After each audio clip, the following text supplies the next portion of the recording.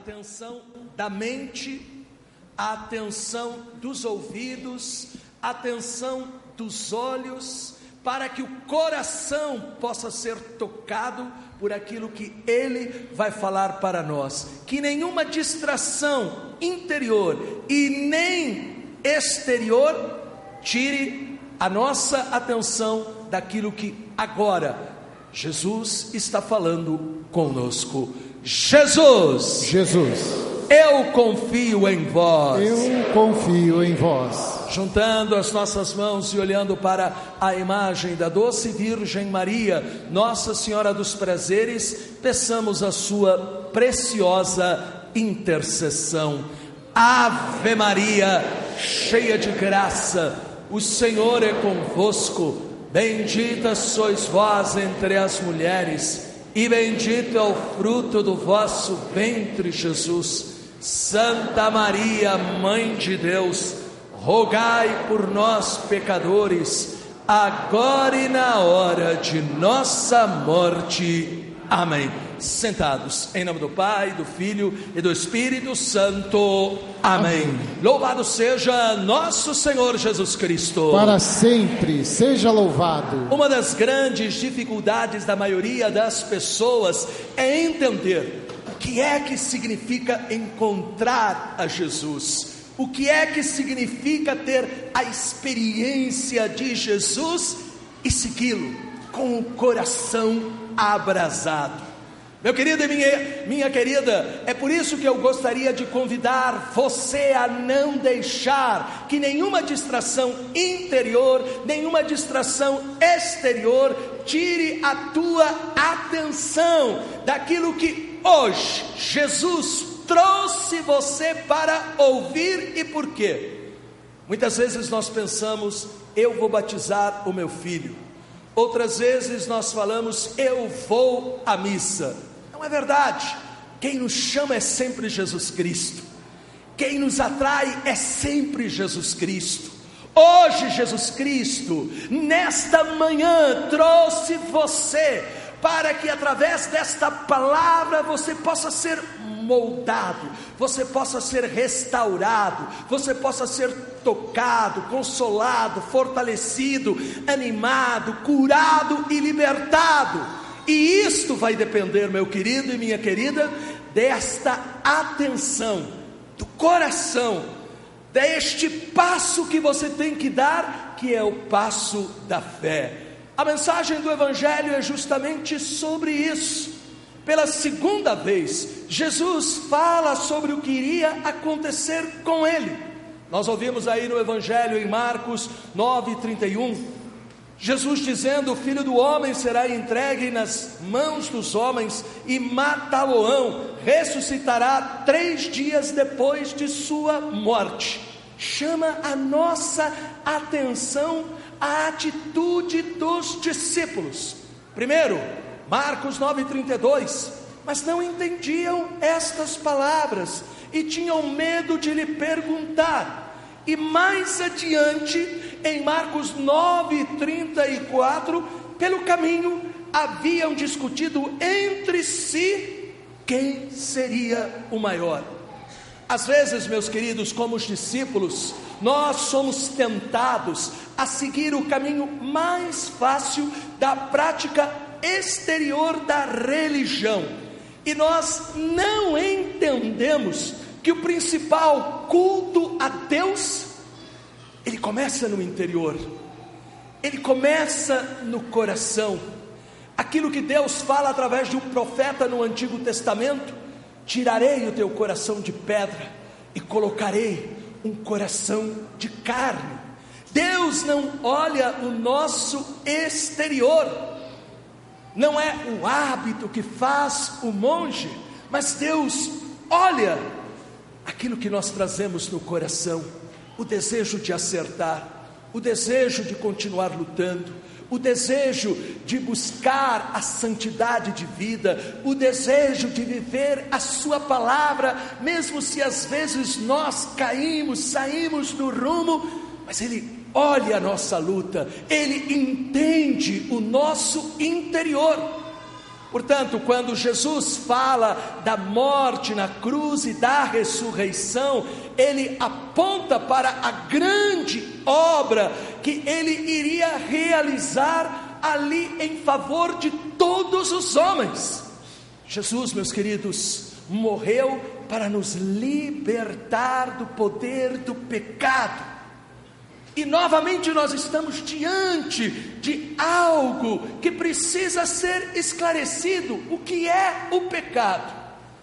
Este é um ponto sério, porque temos muitas vezes uma visão errada sobre o pecado.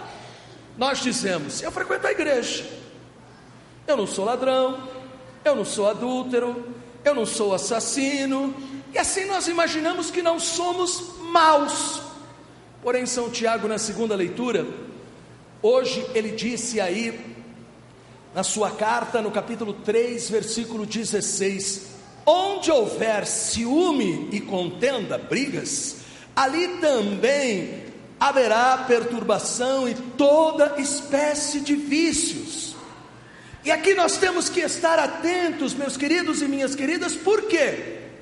Porque nós dizemos ciúme, brigas, desentendimentos, inveja, são defeitos, são sentimentos. Para os primeiros cristãos, não.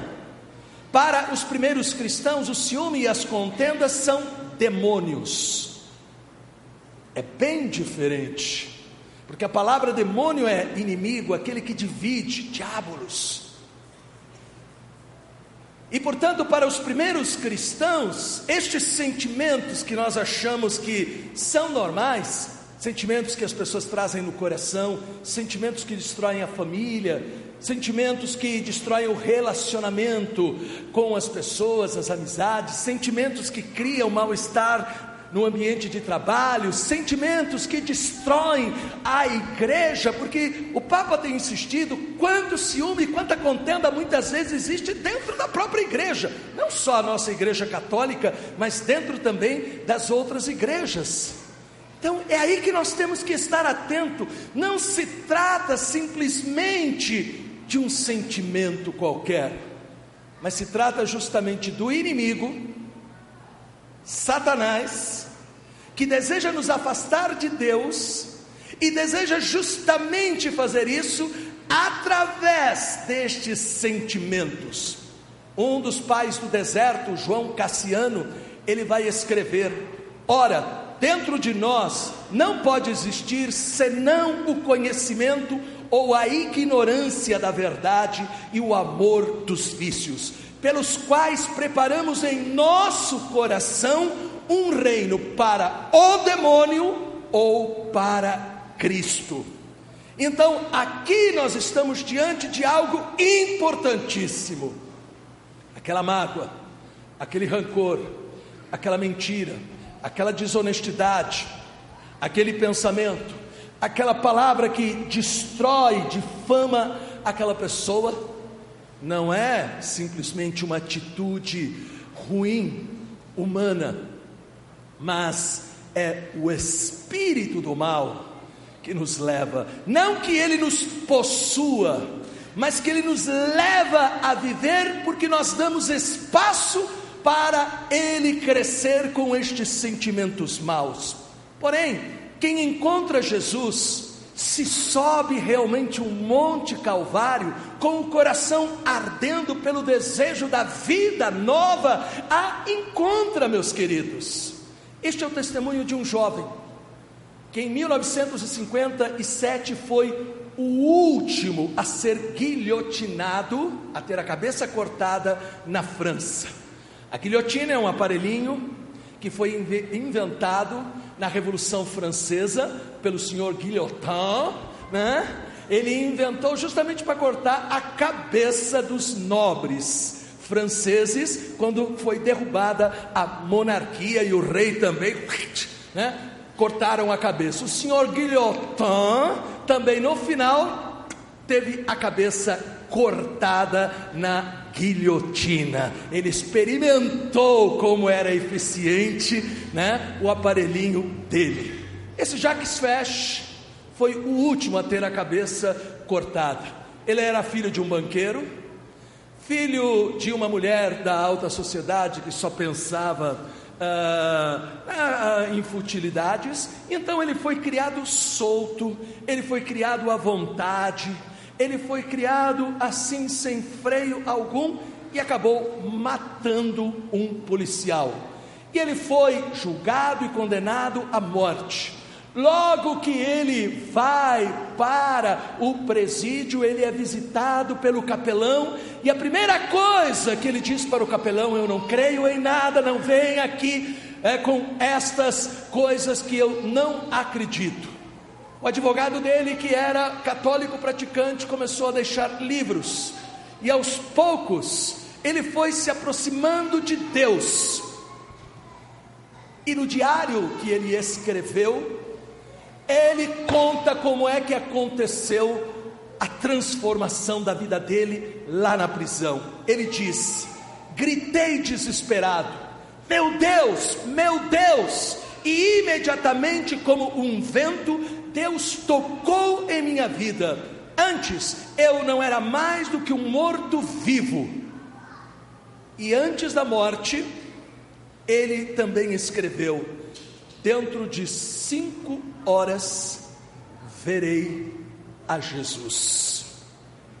Nós podemos falar assassino, nós podemos falar ele mereceu, e ele dizia: ele estava pagando pelo seu erro, e ele nunca permitiu que o advogado entrasse com um pedido de clemência junto ao presidente. Ele dizia: eu tenho que pagar pelo mal que eu fiz, mas até o final da minha vida aqui na terra, e depois vou continuar no céu, eu vou rezar pela conversão da minha família e por todas aquelas pessoas por quem eu fiz mal.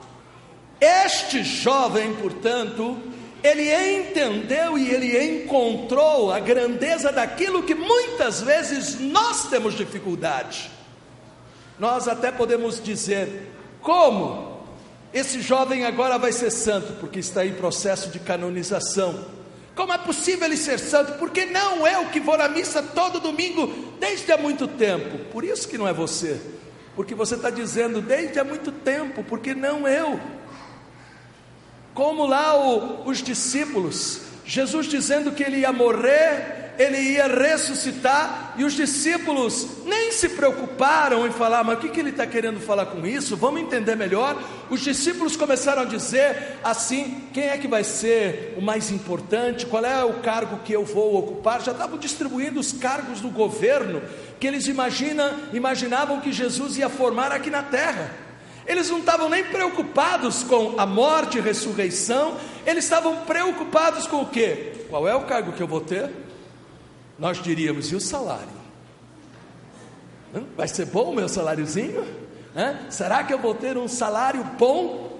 Por isso, meus queridos e minhas queridas, nós temos que estar atentos. Os discípulos tinham a convivência íntima com Jesus, ouviam as suas palavras, viam os seus milagres, mas continuavam presos às mentiras e vícios do homem velho. Nós temos que ter este cuidado de não estar na igreja e estar na mesma situação.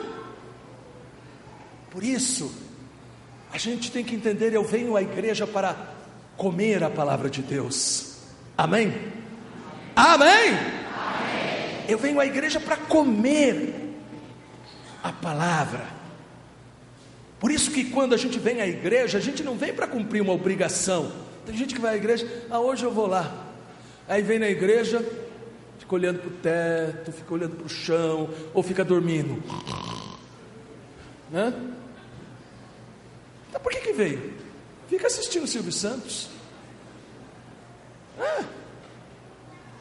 A missa não é para ser assistida, a missa é para ser rezada, a missa é para ser vivida, porque a missa é encontro com uma pessoa que se chama Jesus Cristo. Eu tenho que sair da missa realmente como a Virgem Maria, proclamando a certeza: Deus está operando e vai operar maravilhas. Estou enfrentando problemas, mas Deus está comigo. Eu tenho que ter essa certeza.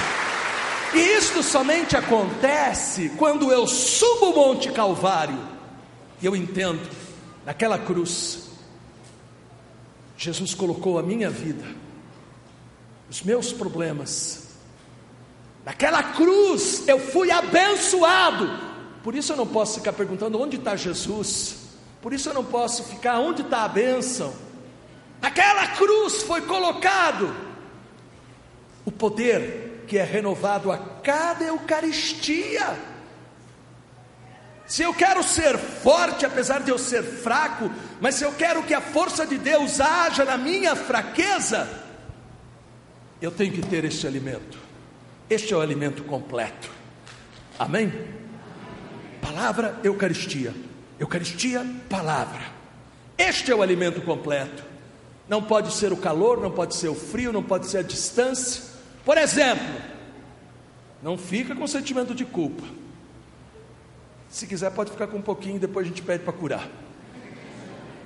Mas domingo passado, quem mora em Itapecerica, frequenta a igreja e não foi no louvor, eu gostaria de dar o testemunho de uma senhora de 86 anos, de Divinópolis, Minas Gerais. Viajou 20 horas, 86 anos, hein? Ela não veio de avião, né? Ela veio de ônibus, quem sabe até que não tinha nem ar-condicionado. Imagina viajar, né? 20 horas, né? Num ônibus que não tenha ar-condicionado. Ela viajou, 86 anos, viajou 20 horas para participar do louvor, até o final. Para mim, isto é exemplo. Amém? É de não medir distância, não medir tempo, não medir nada, mas eu vou buscar Jesus Cristo. Se nós não somos capazes de ser melhores do que as pessoas do mundo, por exemplo, o Rock in Rio, desde quarta-feira tinha gente na fila. Desde quarta-feira, é uma vergonha que nós cristãos, né, não temos às vezes a mesma, né, decisão. Eu me pergunto que, né, essas pessoas que ficam até quarta-feira e depois vão lá para frente, eu me pergunto nas necessidades básicas como é que eles fazem. Eu não sei, porque se sair não dá para voltar. Se sai não volta, né? O que acontece ali na história? Mas a pessoa vai, não estou criticando, não estou dizendo que está errado, né? Mas eu estou dizendo que nós deveríamos dar um exemplo, né, maior ainda, porque nós não nos reunimos, nós não estamos aqui por causa de um ídolo, mas estamos aqui por causa de Deus, que nos amou na pessoa de Jesus Cristo. Amém? Por isso, quando a gente sai da missa, a gente pode chegar fraco, ferido, machucado, mas a gente tem que sair consolado, animado, pela certeza, não saio sozinho, eu saio com Jesus Cristo. Porém, uma vez que nós encontramos a Jesus Cristo, nós temos que nos tornar, pela presença de Jesus em nós, pessoas melhores. Amém? Pessoas mais capazes de viver a bondade, a amizade, a família, etc. Nós precisamos ser instrumentos para levar Jesus a quem não o tem. Jesus disse no Evangelho aí, em Marcos 9,35, se alguém quer ser o primeiro, seja o último de todos, o servo de todos. Significa que nós temos que ser capazes de levar o encontro que nós temos com Jesus para a família. Ah, padre, mas é muito difícil. É difícil, mas faça como Santa Mônica. Ela rezou durante 30 anos pela conversão do filho dela, e veja o que aconteceu. Santo Agostinho se transformou num dos maiores santos da igreja. Até hoje os seus ensinamentos influenciam a igreja. Mas por que aconteceu isso? Santo Ambrósio, ele dizia que Santo Agostinho só se converteu porque ele teve uma mãe como Santa Mônica, que não desistiu dele. Portanto, nós temos que conquistar a nossa família pelo nosso exemplo, pela nossa paciência, pela nossa dedicação, Temos que ser capazes de contagiá-los para que venham conosco. Os nossos vizinhos.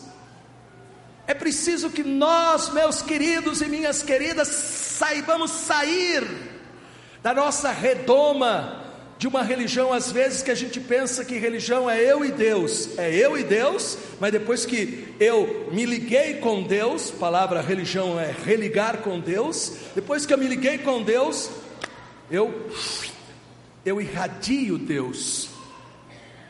Levar para o vizinho, levar para os amigos, levar para o colega de trabalho, convidá-los, chegar para ele e falar assim: ah, mas não dá para ir porque é longe. Passo na tua casa para te pegar. Passo na tua casa para te pegar. Não tem problema.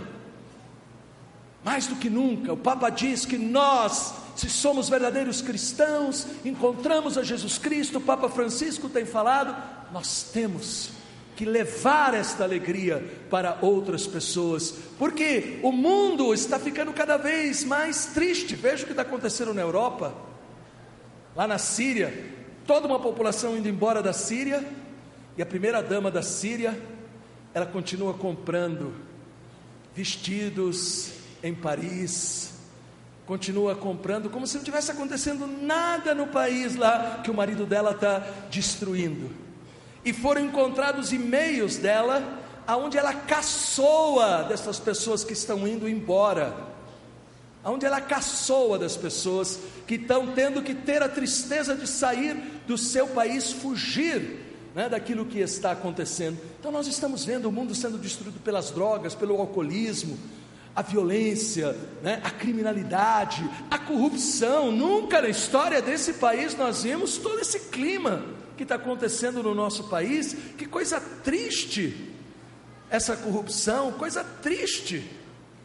Então, diante dessa situação, não podemos ficar revoltados. Diante dessa situação, não podemos ser pessimistas. Temos que ter esperança. Temos que reagir, mas reagir levando para as pessoas Jesus Cristo. Levando Jesus Cristo, para ajudar as pessoas a entenderem o único caminho, a única verdade que produz vida em nossa vida, é Jesus Cristo. Amém? É Jesus Cristo, porque quem encontra a Jesus Cristo não é mais como no passado, mas começa a viver uma nova vida. Se eu encontrei a Jesus, eu vou passar realmente a deixar que o Espírito Santo, Ele me guie para que eu possa viver aquilo que Ele me diz na sua palavra. E aí, quando eu vivo a palavra de Deus, o que é que acontece? Eu vejo os milagres acontecendo. Por isso, meus queridos e minhas queridas, que nós possamos descobrir a alegria de viver Jesus Cristo. A alegria que esse jovem, Jack Fesh, ele era bem jovem quando ele morreu, mas quem lê os livros dele, infelizmente não tem livros traduzidos em português, é só espanhol e italiano, francês. Quem lê os livros dele, se tirar o nome dele, dá a impressão que nós estamos lendo Santa Teresinha, pelo modo de intimidade como ele fala com Deus.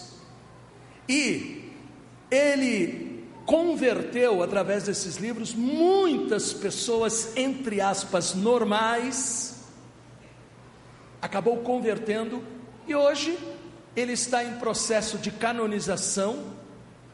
Ele possivelmente será elevado aos altares, e a gente não tem que ficar escandalizado. Primeiro, porque quem aqui entrou primeiro no céu? Quem lembra? Foi quem? Um ladrão. Não foi o bom ladrão? Hoje você vai estar comigo. Jesus não disse também que as prostitutas vão entrar no céu antes do que a gente? Isso não quer dizer que a pessoa tem que ser prostituta, não. É que quando o ladrão, quando a prostituta se converte, muda de vida. Amém? Muda. Nós não. Quando a gente entra na igreja, a gente tem que trazer problemas às vezes para a igreja, né? E fica um preocupado se a comunhão é na mão, ou na boca, ou de joelho. Quando a igreja diz, você pode receber como você sente. Amém? Esse não é o problema maior. Outros ficam falando: o padre está sem a batina. Padre tem que usar a batina.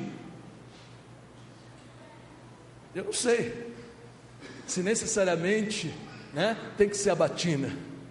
Amém? Isso não é o principal. Mas o principal o que é? Se no meu coração está entronizado Jesus Cristo. Por isso que João Paulo II dizia que nós precisamos de muitos santos com o jeans rasgado, jovens contagiados por Jesus Cristo, jovens que procuram mostrar para o mundo que Jesus não é chato, não é mala, não é careta, mas que Jesus Cristo completa realmente a nossa vida, preenche o sentido que nós precisamos. Se isso é verdade em nossa vida, nós passamos a contagiar as pessoas. A cada domingo nós deveríamos chegar lá na sacristia e falar: padre, quero te apresentar essa pessoa que eu trouxe de presente para Jesus Cristo. A cada domingo. Mas é mais fácil a gente ir nessas seitas: quem dá 5 mil reais para Jesus? Não é mais fácil isso? E a gente achar que 5 mil... a gente compra Jesus com 5 mil. Ninguém compra com 5 mil Jesus, nem com 10 mil, nem com 20 mil, nem com 30 mil. Amém? A gente compra, entre aspas, Jesus Cristo com o coração. Quando a gente abre o coração para que Ele entre, e quando a gente deixa Ele transformar a nossa vida em pessoa que era assim e se transforma assim. Madre Teresa, quem lê o diário dela fica espantado. Que Madre Teresa foi como a gente sempre imaginou Madre Teresa como aquela santinha que está sempre sorrindo, mas soltaram o diário dela. Ela era uma pessoa como a gente, que tinha os dramas dela, mas ela dizia: nunca eu posso realmente colocar no ombro dos outros o problema que eu estou atravessando, eu tenho que colocar no coração de Jesus Cristo. Amém? Ela ficava na porta do convento, depois da missa e da adoração ao Santíssimo. A freira que tivesse com a cara fechada, pessoas que fizessem isso com você, você não saia de casa nunca, A freira que tivesse com a cara amarrada não saía do convento. Ela falava: você não pode ir lá buscar os pobres, porque os pobres já têm muito sofrimento para que a gente chegue com o nosso mau humor. O mundo já está tão mal-humorado que não precisa que nós cristãos levemos mais mau humor. O mundo precisa ver nós cristãos com esperança, com otimismo, com coragem, com um sorriso, dizendo: essa crise está feia, está mesmo. Deus ilumine os nossos governantes, porque o negócio está feio, o bicho está pegando. Amém? E vai pegar, se eles não conseguirem consertar. Vão ser 3 a 4 anos, que vão ser realmente desastrosos para o nosso país. Mas o cristão, apesar disso, ele fala: eu tenho esperança, eu vou lutar, eu sou um guerreiro, eu não me entrego. Amém? Por isso peçamos esta graça, peçamos a Jesus esta graça, que nós nessa semana contagiemos os ambientes aonde a gente for. Quando a gente chegar no trabalho, que a gente possa chegar com a luz de Jesus. Quando a gente levantar e encontrar aquele mostrengo com quem você casou, outro dia veio uma mulher falar isso: padre, eu casei com um monstro. Falei: Jesus Cristo, hein? Ainda bem que eu não casei. Para a mulher me chamar depois de monstro. Então, veja bem, o monstro pode se transformar novamente no poodle, O monstro pode se transformar. Amém? Deus tem o poder de transformar. Amém? Deus tem o poder. Então, acordar, dizer bom dia, primeiro para Deus, Eu às vezes levanto, passo, eu posso, porque eu sou padre, Eu tenho uma capela lá na minha casa. Eu passo lá e falo: bom dia, Jesus, eu vou tomar café agora, daqui a pouco eu venho conversar com o senhor. Você dá risada, mas a gente tem que ser natural. Se ele está vivo, é uma pessoa, eu não vou entrar lá como se eu estivesse entrando diante da rainha da Inglaterra. Isso eu deixo para os fanáticos. né? Eu entro diante daquele que é meu irmão, meu amigo, meu Senhor e meu Salvador, amém? Eu entro diante daquele que não deseja essa falsa reverência, né? Que às vezes as pessoas gostam muito de plumas e paetês. Quanto mais enfeitado, acho que mais, né? Não, Jesus é simplicidade, amém? É igual o Papa Francisco, quando veio lá o cerimoniário, queriam pôr uma capinha nele para ele dar a bênção lá na janelinha. Ele falou: o que é isso? Aí nem eu sei também o nome daquilo, né? O Papa falou: não. O Papa tirou e falou: se você quiser, usa você, eu vou entrar assim mesmo, né? Por causa da simplicidade, amém? Da simplicidade dele chegar lá, ter a humildade de falar: rezem por mim, e todo o povo rezar por ele, amém? Então, esse também é Jesus Cristo. Jesus Cristo é assim. Não tenha medo de chegar para Ele e falar assim: ó, Jesus, eu não estou aguentando mais. Eu já fui muitas vezes diante lá do sacrário e fui falar: Jesus, eu não estou com vontade de esganar essa pessoa, né? É verdade que eu tenho um temperamento forte, né? Mas Jesus é maior do que o temperamento da gente, amém? Ele entende a gente. Por isso, meu querido e minha querida, esta semana, tenha certeza, Jesus está com você, e leve Jesus Cristo para todos os lugares, amém? Levante a sua mão e diga: Jesus, que eu pare de ser um chorão, que eu deixe de reclamar, de murmurar, mas que eu possa aprender a viver este amor com que eu sou amado por Ti, amém. Creio em Deus Pai Todo-Poderoso, Criador do céu e da terra, e em Jesus Cristo, seu único Filho, nosso Senhor, que foi concebido pelo poder do Espírito Santo, nasceu da Virgem